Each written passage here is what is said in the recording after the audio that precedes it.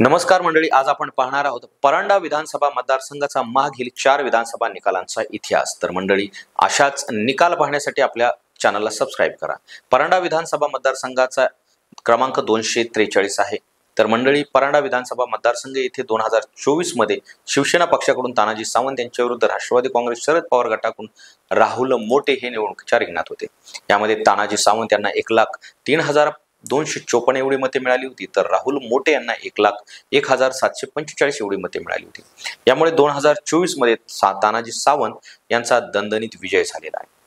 परांडा येथे 2019 मध्ये राष्ट्रवादी काँग्रेस पक्षाकडून राहुल मोटे यांच्या विरुद्ध शिवसेना पक्षाकडून तानाजी सावंत अशी लढत झाली होती।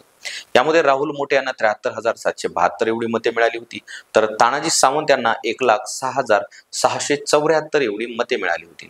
यामुळे 2019 मध्ये तानाजी सावंत हे आमदार म्हणून निवडून आले। परांडा येथे 2014 मध्ये राष्ट्रवादी काँग्रेस पक्षाकडून राहुल मोटे यांच्या विरुद्ध शिवसेना पक्षाकडून ज्ञानेश्वर पाटील अशी लढत झाली होती। यामध्ये राहुल मोटे यांना 78,548 एवढी मते मिळाली होती, तर ज्ञानेश्वर पाटील यांना 66,159 एवढी मते मिळाली होती।